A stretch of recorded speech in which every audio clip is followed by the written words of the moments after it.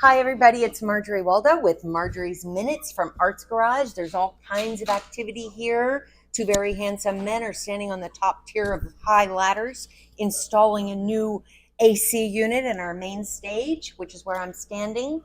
I wanted to tell you that I'm going to focus a little bit on community and connections. So, last weekend we had an amazing production called Del Rey Stories, which is the first of a yearly series produced by Michelle Diaz and included 4 people from our community who wrote their own stories about aging. It was Yvonne Odom, Andy Holland, Linda Fisher, and Christine DeRigo. It concluded with a play by Mark Scharf called Winter. Now, here's where I put it in perspective to the connections piece. The first part is our community. Second part, Mark went to college with me. I was undergrad and he was a graduate student. I was lost and he was found, and brilliant, and he has remained brilliant. And we've done 2 of his pieces on our stage. That connection makes him part of, for me, and thus by default for Arts Garage, part of our greater community, which I like to think of as my family. And today I wanted to do something different instead of just talking for an hour to you. And I wanted to interview somebody. This somebody I met in 2017 right here at Arts Garage. So if you will walk with me over, I'm going to introduce you to her. We have sitting right here Miss CeCe Teneal, who is one of the most amazing divas I have ever met. Her voice is electric and passionate, and your love for your craft is so obvious. It's really good to see you and to have you here. Thank you so much. Hello. I'm so glad to see you, and hello to my Arts Garage family. And that's important because the community fell in love with CeCe too.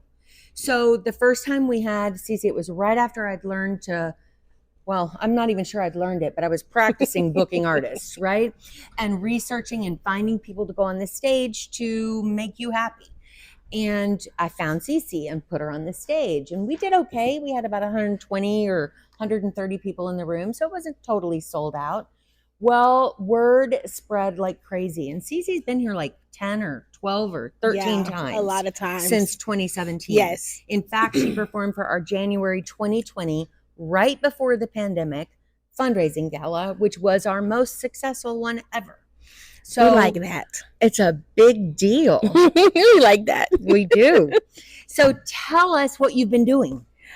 I have been doing everything. I have, I always give credit to you, Marjorie, for taking a huge chance on me. I'm a little country girl from Osteen outside of Orlando, and I had this idea to put on an Aretha Franklin tribute show. And you said, all right, we'll try it.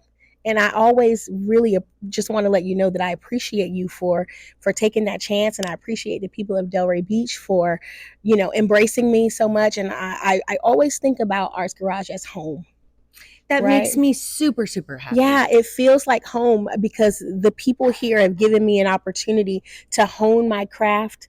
They've given me the opportunity to take some chances and take risks and try new songs and try new configurations with singers, without singers, with horns, without horns. They've given me that opportunity and that grace to really learn and grow into an artist, right? And so what I've been doing, over the last 2 to 3 years is I've been touring internationally with my Aretha Franklin tribute show. It makes me want to cry. I'm so excited for you. You're like a proud mom, right? I am. And that's what I've been doing. And so the spinoff of that is, of course, my Divas of Soul show, where now not only am I paying homage to Aretha, I'm paying homage to all of those divas that are the soundtrack of our life, right?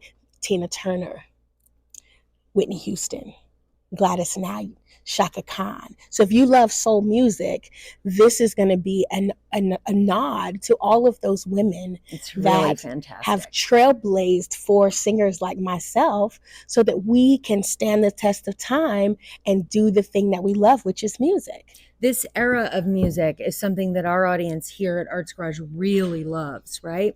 And there are at least, I'm going to say 2,000 to 3,000 people who have seen CeCe perform right here over the years.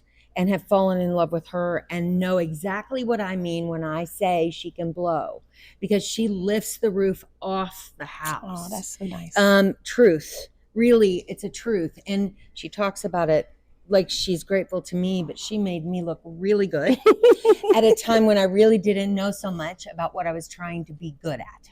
So Yeah. I'm grateful to you forever.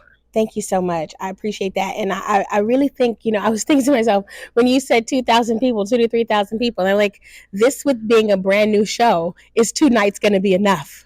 It will, I think, but we want to keep it. We want to keep everybody.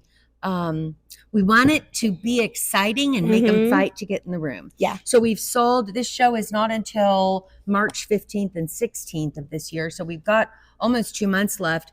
We've sold a third of the house for each night already. Wow. So I suspect we'll be sold out quickly. We sold out 50% of our shows last year. That's amazing. Which is pretty cool, I think, It's amazing. and I think your shows will be right there. Yeah. And then you're coming back in November, and I didn't write down the dates. I'm coming back November 8th and 9th. 8th and 9th, and that's the Aretha show. And that is the Aretha show. And I think that's a favorite of everybody. And the good thing about it is, I will say, if you've seen it before, it's a little different. We've added some new songs. We added some new choreo. It's really, really, really super, super fun. And some new dialogue, some new interactions with the crowd. So I think that people will really enjoy it. And even if you've seen it, I would recommend them just telling somebody who hasn't seen it and coming back with them. Well, the reality is, too, that when you go back to those classic performers, and I don't know many that could beat Aretha in that world, right? And you find somebody who can do justice to her skill and talent and passion. Well, thank you. Then, and that's what you do. So I think you don't want to miss it. You absolutely don't want to miss it. So were I you, I'd buy tickets for November now. And you can count on the fact that you'll see me at least one of those nights at each show. Yay! I thank you so much for taking the time to come in and talk. Usually it's just me, and they're bored sick of hearing me tell them stuff. So this was a really good way to excite them and to talk about your show. So I'm glad it worked out. Thank you so much. Again, thank you. Thank you to the board. Thank you to the people of Delray Beach.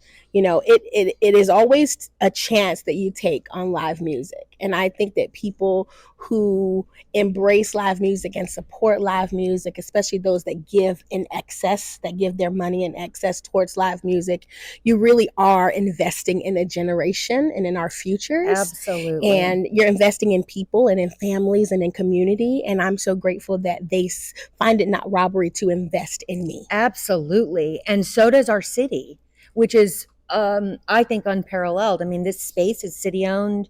We have a huge grant with the CRA, a lot of support from our city stakeholders, and a lot of big donors. Wonderful. So I can't wait to see you in a couple of months again. Thank you for being here. My pleasure. Thank you. I love you very much. I love and I you hope back. you guys will come check her out. Okay. Thanks.